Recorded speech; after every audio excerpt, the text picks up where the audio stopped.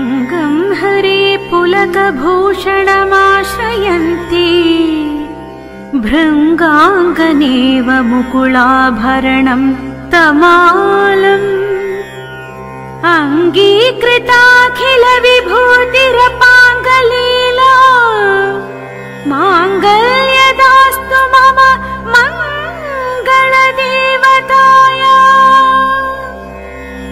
मुग्धा मुहुर्विदधति वदने मुरारे प्रेमत्रपा प्रणिहितानि गतागतानि मालादृशोर्मधुकरीव महोत्पलीया सा मे श्रियं दिशतु सागरसम्भवाया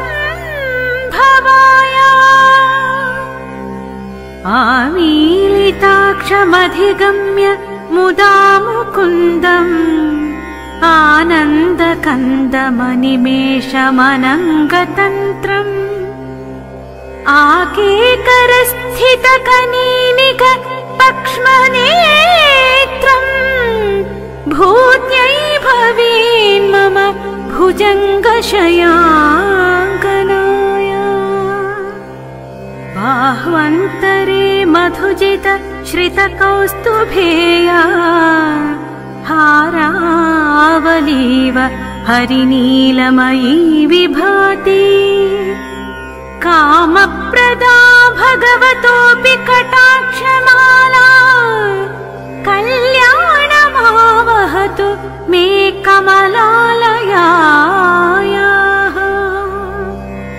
कालाम्बुदालि ललितोरसिकैटभारे धाराधरे स्फुरति या तडिदङ्गनेवा मातुः समस्त जगतां महनीयमूर्ति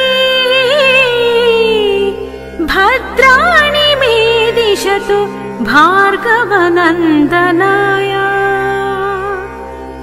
प्राप्तं पदं प्रथमथ खलु यत्प्रभावात् माङ्गल्यभाजि मधुमाकिनि मन्मथेन मय्यापतेत्तदिह मन्धरमीक्षणार्थम् मन्दालसं च मकरालय कन्यकाया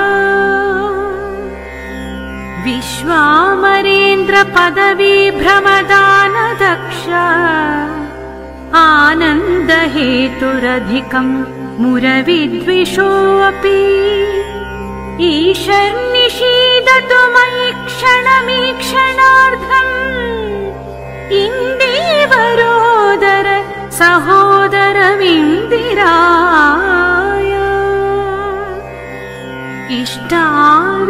इष्टाविशिष्टमतयोऽपि यया दयार्द्र दृष्ट्या त्रिविष्टपपदवम् सुलभं लभन्ते दृष्टिः प्रहृष्टकमलोदरदीप्तिरिष्टा पुष्टिं कृष्णीष्ट मम पुष्करविस्तराय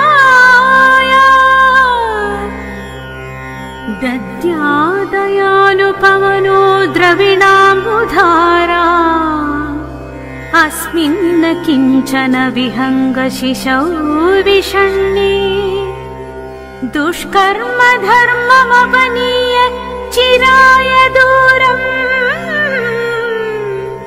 नारायण प्रणयिनि नयनाम्बुवाहा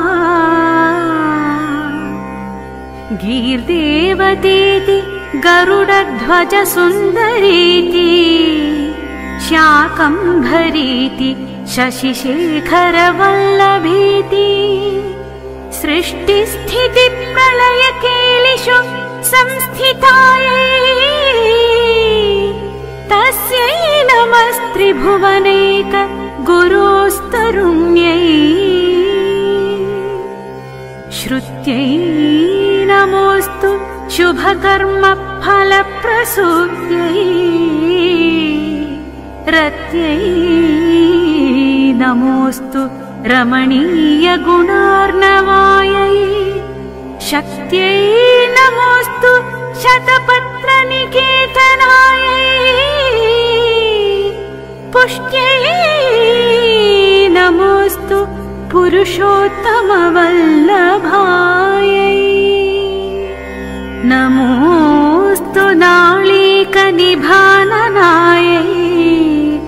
नमोऽस्तु दुग्धोदधि जन्मभूम्यै नमोऽस्तु सोमामृत सोदरायै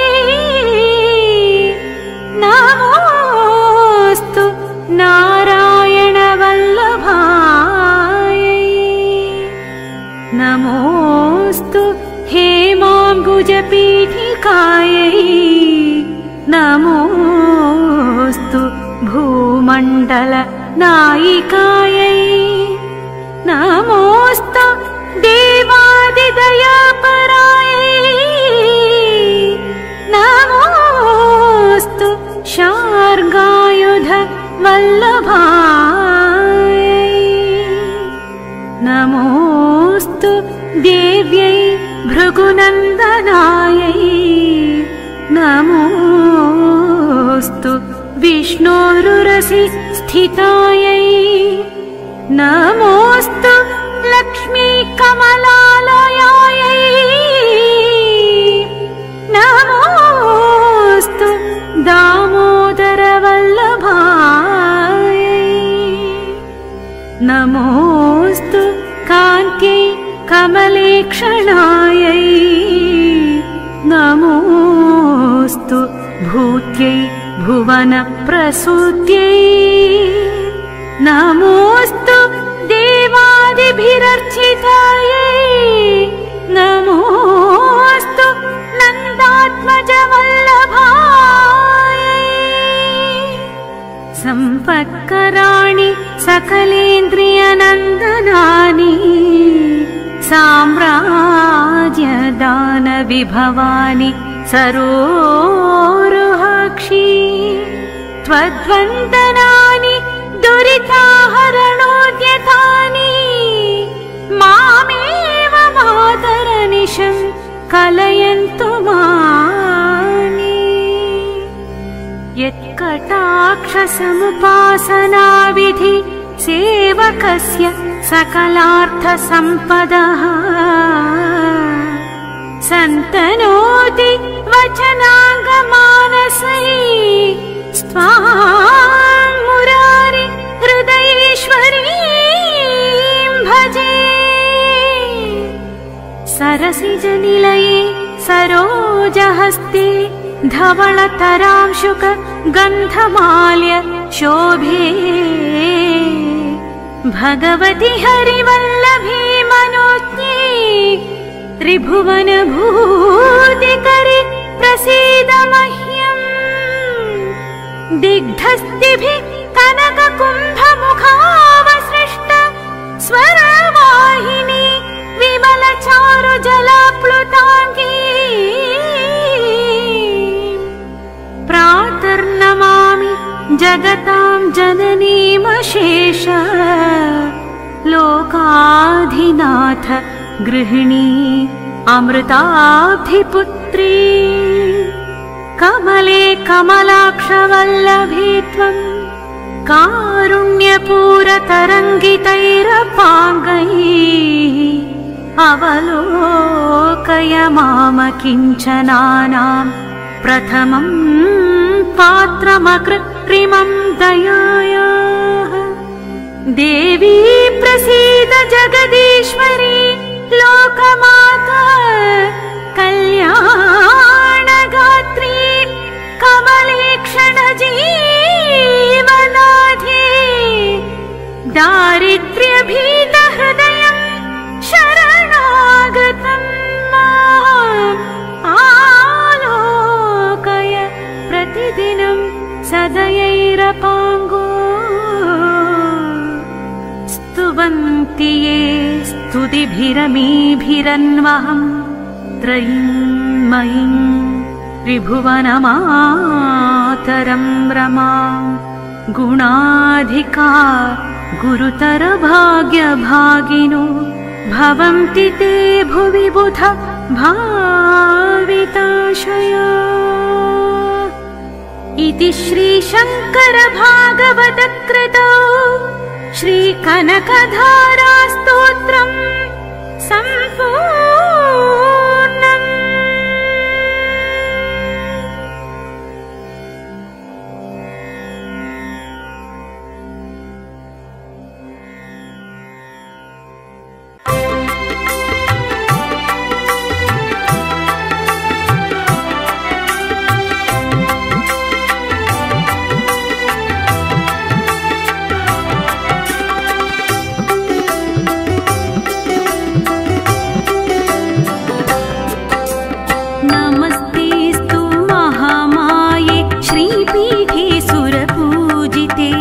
शङ्खचक्रगदाहस्ते महालक्ष्मी नमोऽस्तुते।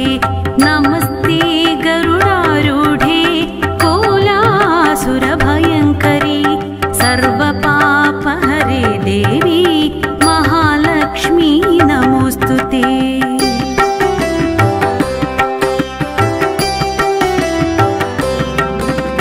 सर्वज्ञे सर्ववरदे सर्वदुष्टभयङ्करी सर्वदुःखहरे देवी महालक्ष्मी नमोऽस्तुते। सिद्धिबुद्धिप्रदे देवी भुक्तिमुक्तिप्रदायिनी मन्त्रमूर्ते सदा देवी महालक्ष्मी नमोऽस्तुते।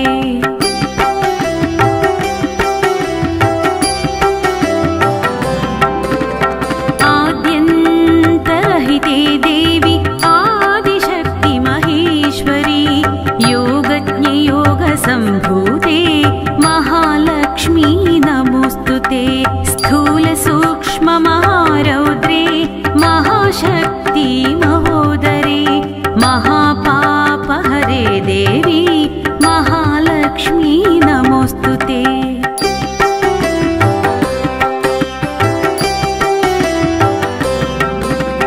पद्मासनस्थिते देवी परब्रह्मस्वरूपिणी परमेशी जगन्मातर् महालक्ष्मी नमोऽस्तुते। श्वेताम्बरधरे देवी नानालङ्कारभूषिते जगस्थिते जगन्मातर् महालक्ष्मी नमोऽस्तुते।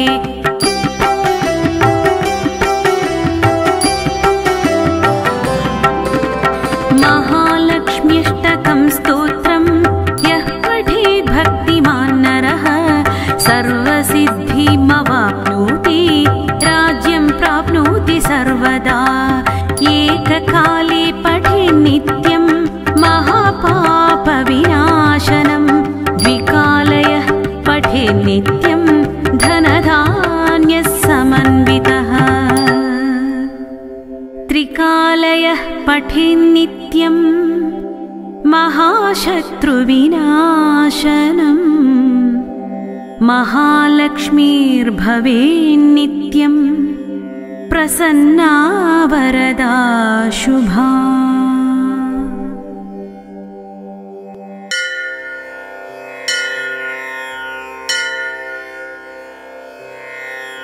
श्रीधनदा उवाच देवी देवमुपागम्य नीलकण्ठं मम प्रियं कृपया पार्वती प्राह शङ्करं करुणाकरम्। श्रीदेव्युवाच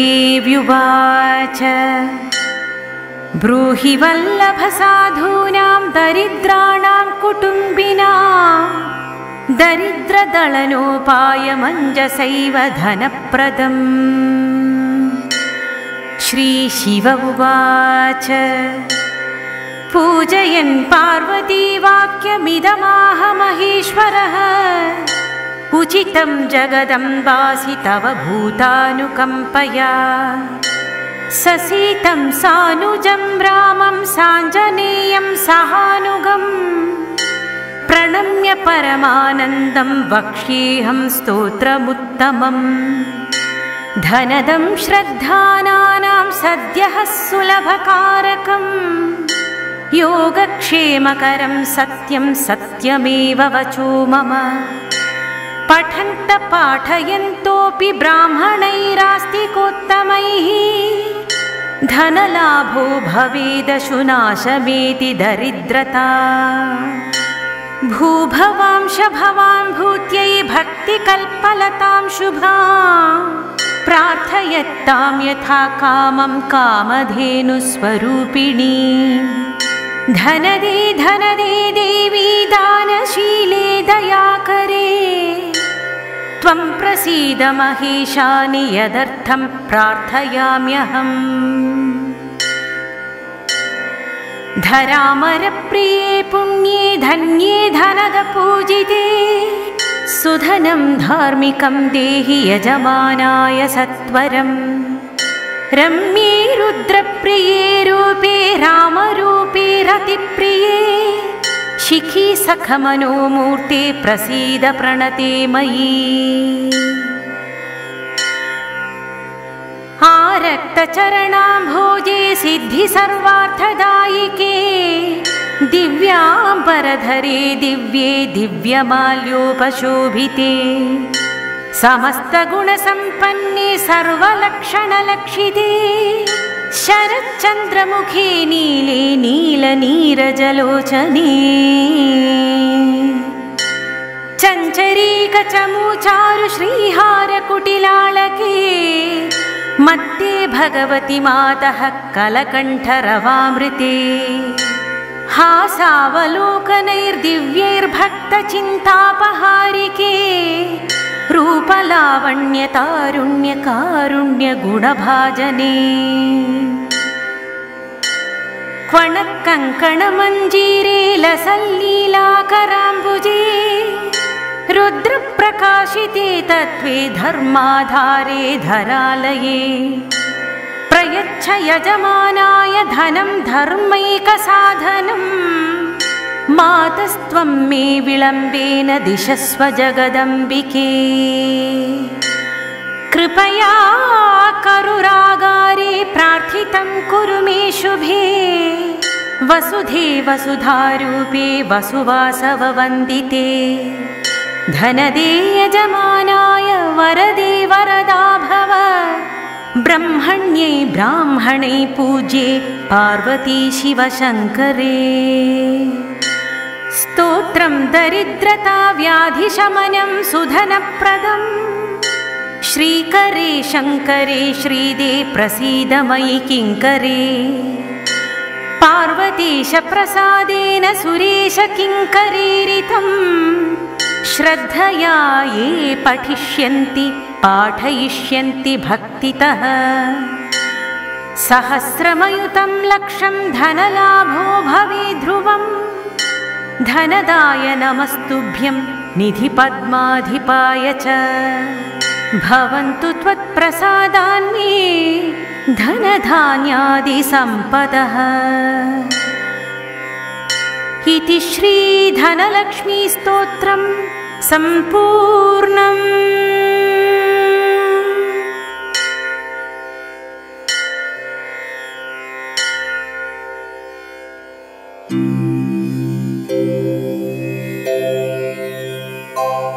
श्रीपराशर सिंहासनगतः सक्र सम्प्राप्य त्रिदिवं पुनः देवराज्ये स्थितो देवीं तुष्टावाब्जकरान्ततः इन्द्रबुवाच नमामि सर्वलोकानां जननीमब्धिसम्भवाम् श्रियमुन्निद्र पद्माक्षी विष्णुवक्षस्थलस्थिता पद्मालयां पद्मकरां पद्मपत्रनिभेक्षणां वन्दे पद्ममुखीं देवीं पद्मनाभप्रियाम्यहम् त्वं सिद्धिस्त्वं स्वधा स्वाहा सुधा त्वं लोकपावनी सन्ध्या रात्रि प्रभाभूति मेधा श्रद्धा सरस्वती यज्ञविद्या महाविद्या गुह्यविद्या च शोभने आत्मविद्या च देवी त्वं विमुक्तिफलदायिनी अंघीक्षकी त्रयी वार्ता द्वन्द्वनीतित्वमेव च सौम्या सौम्यै जगद्रूप्यै स्थयै तद्देवि पूरितम् कात्वान्यात्यामृते देवी सर्वयज्ञमयं वपुः अद्यास्ते देवदेवस्य योगिचिन्त्यं गदाभृता त्वया देवी परित्यक्तं सकलं भुवनत्रयं मिनष्टप्रायमभवत् त्वयेदानीं समेधितम् दारा पुत्रास्तथा गारा नृहुद्दास्य धनाधिकम् भवत्येतमहाभागे नित्यं त्वदीक्षणा नृणाम्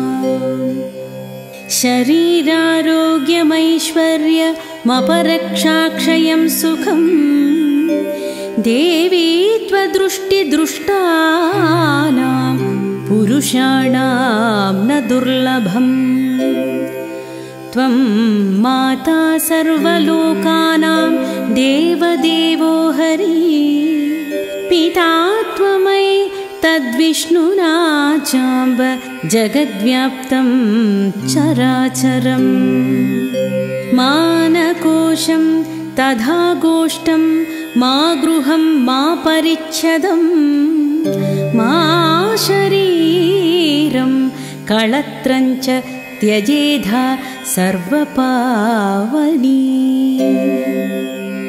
मा पुत्रान् मा सुहृद्वर्गान् मा पशूनि मा भूषणं त्यजेधाम मधेवस्य विष्णोर्वक्षस्थलालये सत्येन सत्यशौचाभ्यां तधुशीलादिभिर्गुणैः कुलेश्वर्यै स्यायज्यन्ते पुरुषा निर्गुणापि सश्लाघ्य सुबुधन्य सकुलीन सबुद्धिमान् न सूर्यः स च विक्रान्तो यस्त्याया देवी वीक्षते सद्यो वै गुण्यमायन्ति शीलाद्य निखिला गुणा परान्मुखी जगद्धात्री यः सत्यं विष्णुवल्लभे सते वर्णयितुं शक्ता गुणा जिह्वापि वेधसा प्रसीद देवि पद्माक्षी मास्मां स्याक्षि कदाचन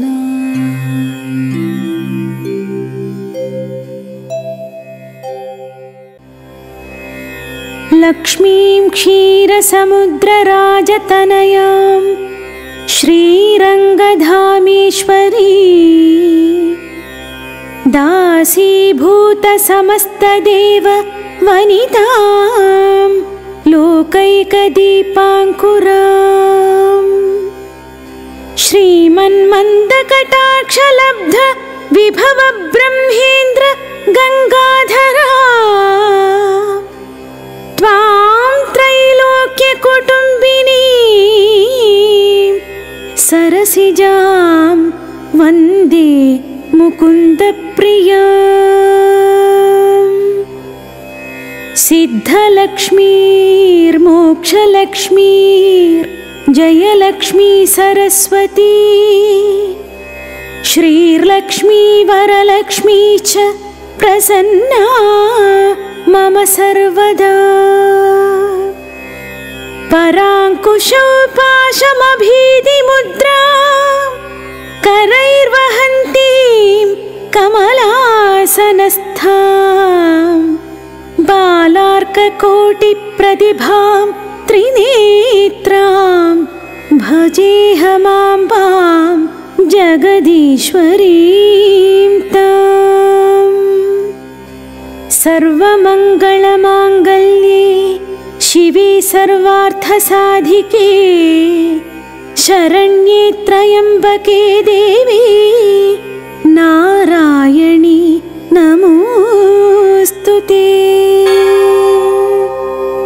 त्रैलोक्यपूजिते देवी कमले विष्णुवल्लभे यथा त्वं सुस्थिरा कृष्णे तथा भवमयि स्थिरा ईश्वरी कमला लक्ष्मी छलाभूतिर्हरिप्रिया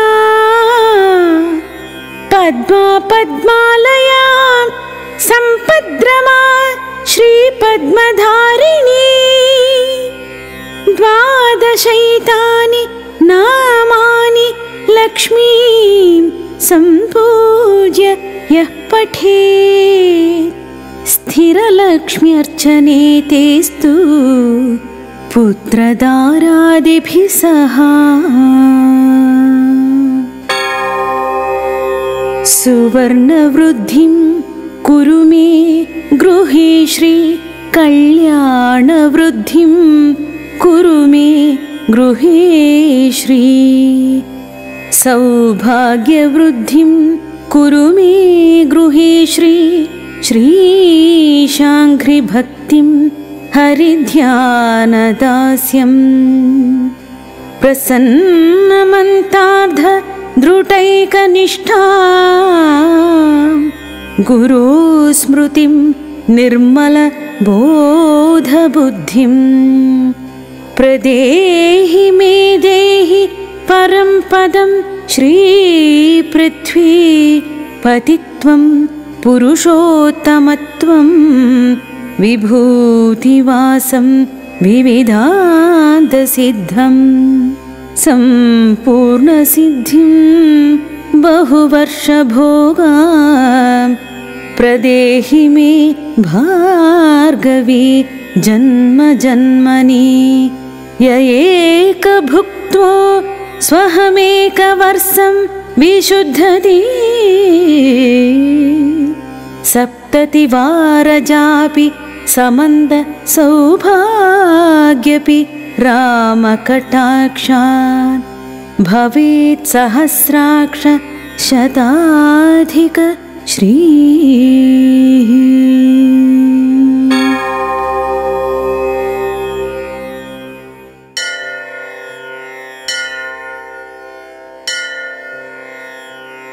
ॐ श्री महालक्ष्मी नमः। श्री ज्योतिलक्ष्मी स्तोत्रम्। ॐ ज्योतिस्वरूपिणी माता दीपलक्ष्मी सुमङ्गला सा मां पातु सदा क्षेम मङ्गलप्रदमातृका ज्योतिरूपस्सुरागिन्यै दीपलक्ष्मी नमो नमः दिव्यप्रकाशभासिन्यै भगदात्र्यै नमो नमः मुखपञ्चप्रकाशिन्यै पञ्चयुत्यै नमो नमः स्मितमुत्यसुशोभिन्यै सीताभायै नमो नमः पिङ्गाशवर्णसौम्यायै पिङ्गलायै नमो नमः रौप्यसाभाससौन्दर्य दीपद्युत्यै नमो नमः तमस्तिमिरहारिण्यै ज्ञानदीप्त्यै नमो नमः मनप्रकाशकारिण्यै सानन्दायै नमो नमः कुङ्कुमाङ्कितशोभायै पूजितायै नमो नमः पुष्पार्चितातिभद्रायै पुण्यकीर्त्यै नमो नमः। त्यागराज गुरुस्वामी तेजोरूपे नमोऽस्तु ते। शिष्या पुष्पानुता गीत ज्योतिर्लक्ष्मी नमोऽस्तु ते। मङ्गलं दीपलक्ष्मी च मङ्गलायै सुमङ्गलं ज्योतिप्रकाशरूपिण्यै ज्योतिर्लक्ष्म्यै सुमङ्गलम्। श्रीवत्स श्रीशसानन्द श्रीवत्सं पातु सर्वदा। आयुरारोग्यसम्पत्तिं ददातु मङ्गलं वरम्। ॐ श्री महालक्ष्मी नमः। ॐ श्री महालक्ष्म्यै नमः। ॐ श्री महालक्ष्म्यै नमः। इति श्री ज्योतिर्लक्ष्मी स्तोत्रं सम्पूर्णम्।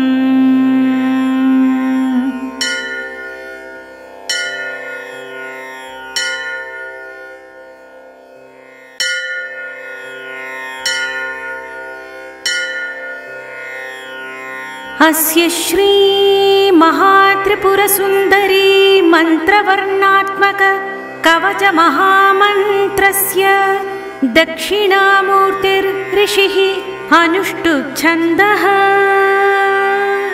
श्री महात्रिपुरसुन्दरी देवता ऐं बीजं सौः शक्तिः क्लीं कीलकं मम शरीररक्षणार्थे जपे विनियोगः। बालार्कमण्डलाभासां चतुर्बाहुं त्रिलोचना पाशाङ्कुशधनुर्बाणान् धारयन्तीं शिवं भजे। ककारः पातु मे शीर्षम् एकारः पातु फालकम् ईकारः पातु मे वक्त्रं लकारः पातु कर्णकम् ह्रीङ्कारः पातु हृदयं वाग्भवश्च सदावतु हकारः पातु जठरं सकारो नाभिदेशकम् ककारो व्याद्वस्तिभागं हकारः पातु लिङ्गकम् लकारो जानुनी पातु ह्रीङ्कारो जङ्घयुग्मकम्।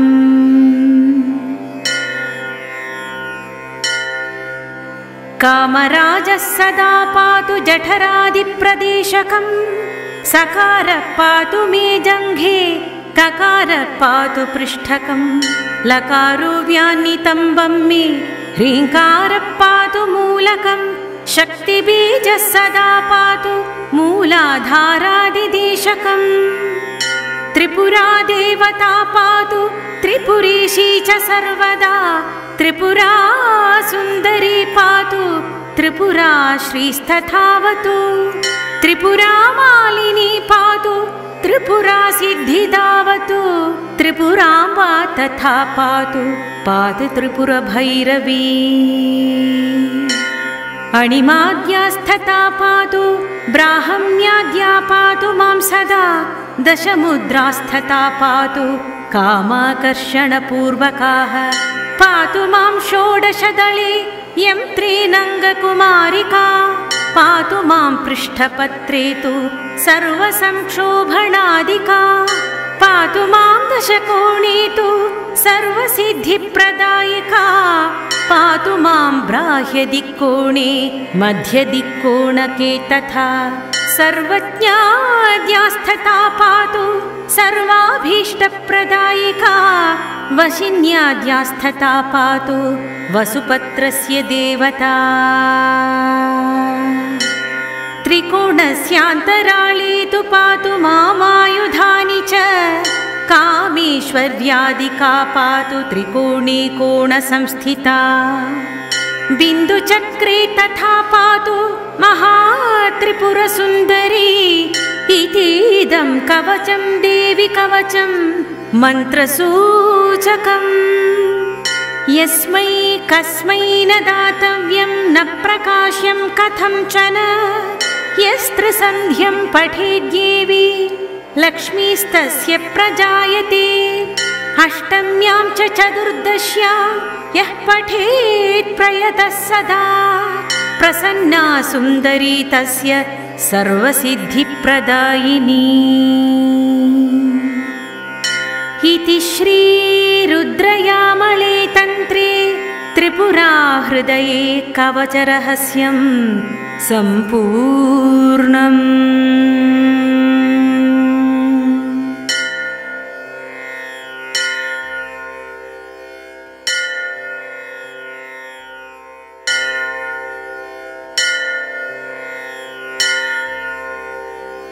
लक्षिर्यस्य परिग्रह कमलभूः शूनुर्गरुत्मान्यरथः पौत्रश्चन्द्रविभूषणसुरगुरुशेषश्च शय्या पुनः ब्रह्माण्डं वरमन्दिरं सुरगणा यस्य प्रभो सेवकाः सत्रैलोक्यकुटुम्बपालनपरः कुर्याद्धरिर्मङ्गलम्।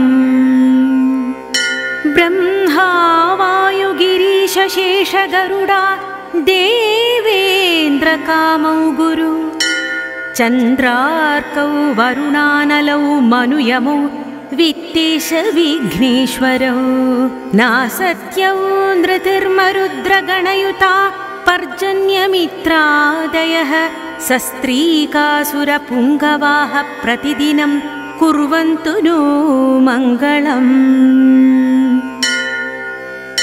विश्वामित्रपराशरौर्व भृगवोगस्यः पुलस्त्यः क्रतुः श्रीमानत्रिमरीच्युच्चथ्यपुलहाः शक्तिर्वसिष्ठोऽङ्गिराः माण्डव्यो जमदग्निगौतम भरद्वाजादयस्तापसाः श्रीमद्विष्णुपदाम्बुजैकशरणाः कुर्वन्तु नो मङ्गलम्।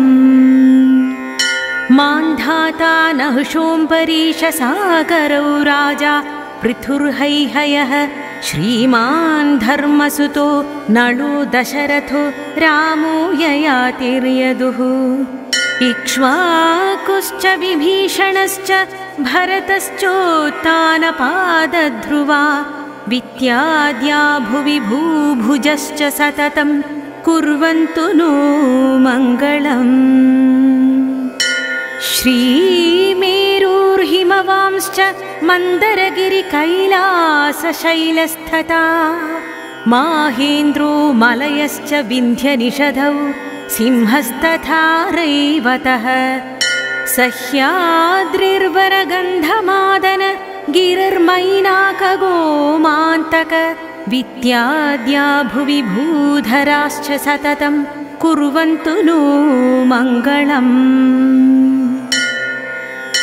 गंगा सिंधु सरस्वती च यमुना गोदावरी नर्मदा कृष्णा भीमरथी च फल्गु सरयूश्री गण्डकी गोमती कावेरी कपिला प्रयागा किटी च नेत्रवती इत्यादयो नद्यः श्रीहरिपादपङ्कजभुवः कुर्वन्तु नो मङ्गलम्। वेदाश्चोपनिषद् गणाश्च विविधा संगा पुराणान्विता वेदान्ता अपि मन्त्रतन्त्र सहितास्तर्काः स्मृतीनां गणाः काव्यालङ्कृतिनीतिनाटकयुताः शब्दाश्च नानाविधाः श्रीविष्णोर्गुणनामकीर्तनपराः कुर्वन्तु नो मङ्गलम्। आदित्यादिनवग्रहा शुभकरा मेषादयो राशयो नक्षत्राणि सयोगकाश्च तिथयस्तद्देवतास्तद्गणाः मासाब्दा ऋतवस्तथैव दिवसाः सन्ध्यास्तथा रात्रयः सर्वे स्थावरजङ्गमाः प्रतिदिनं कुर्वन्तु नो मङ्गलम्। इत्येतद्वरमङ्गलाष्टकमिदं श्रीराजराजेश्वरेणाख्यातं जगतामभीष्टफलदं सर्वशुभध्वंसनं माङ्गल्यादिशुभक्रियासु सततं सन्ध्यासु वायः पठेत् धर्मार्थादिसमस्तवाञ्छितफलं प्राप्नोत्यसौ मानवः। इति श्रीराजराजेश्वर यतिविरचितं मङ्गलाष्टकं सम्पूर्णम्।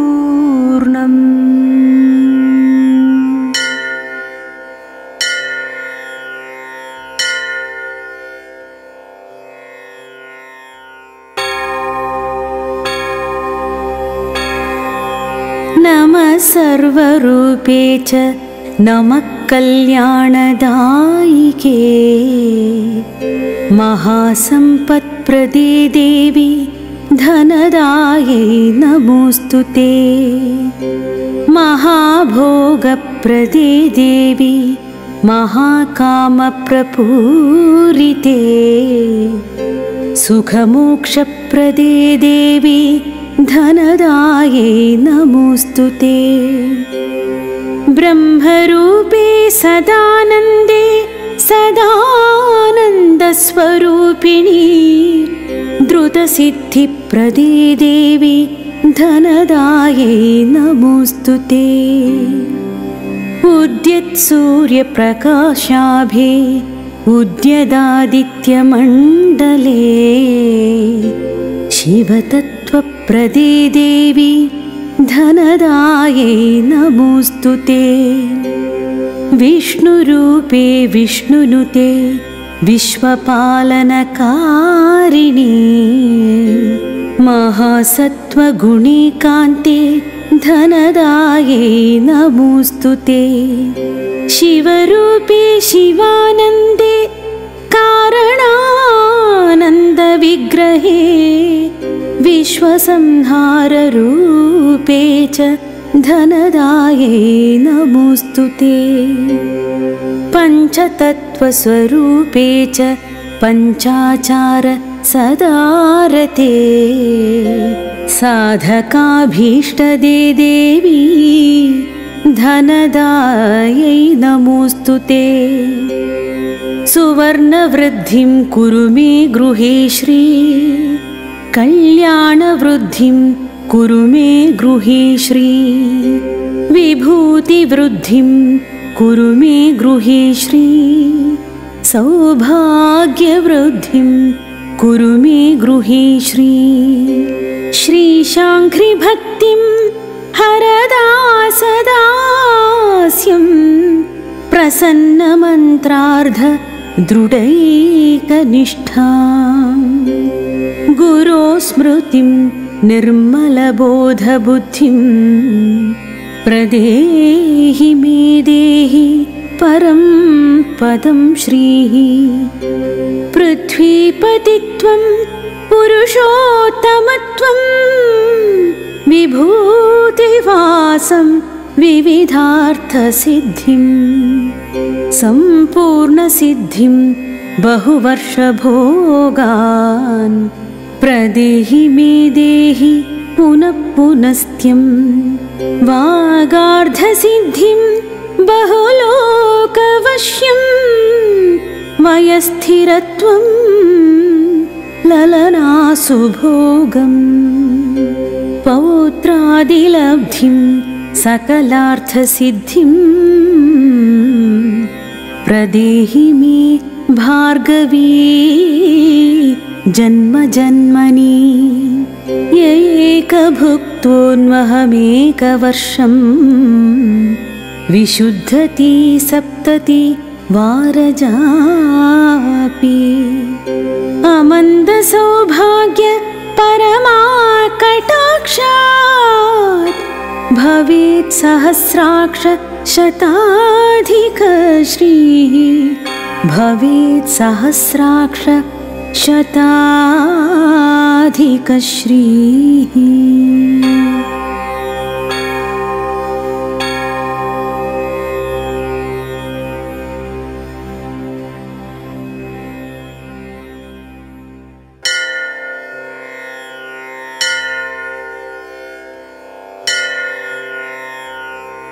पाहि पद्मप्रिये देवी पाहि पद्मिनी सर्वदा पाहि पद्मालये लक्ष्मी पाहि पाहि वरप्रदे श्रीलक्ष्मीर्मोक्षलक्ष्मीश्च जयलक्ष्मी सरस्वती इत्याद्यनेकरूपैर्मां पाहि पाहि वरप्रदे श्रीरूपिणी नमस्तुभ्यं भूरूपिणि सुरेश्वरी दुर्गारूपिणि मां नित्यं पाहि पाहि वरप्रदे हिरण्यालङ्कृते देवी हिरण्याङ्गि गुणार्णवे हिरण्यगर्भजननी पाहि पाहि वरप्रदे श्याणाश्मनि कृतावासे शरण्ये विष्णुवल्लभे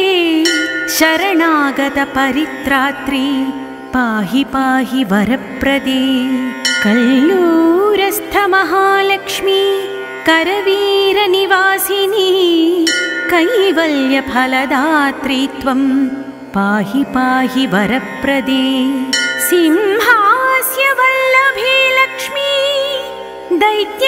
दैत्यव्यूहविघातिनी सिंहारूढे हरिभक्तिं च पाहि पाहि वरप्रदे सर्वज्ञी सर्ववरदे सदा मयि दयां कुरु दत्त्वा मे हरिभक्तिं च पाहि पाहि वरप्रदे इदं स्तुत्यष्टकं देव्याः यः पठेत् शृणुयादपि तस्य विघ्ना प्रणश्यन्ति सिद्ध्यन्ति च मनोरथाः इति कल्लूरुक्षेत्रस्थ श्रीमहालक्ष्मी स्तोत्रम् सम्पूर्ण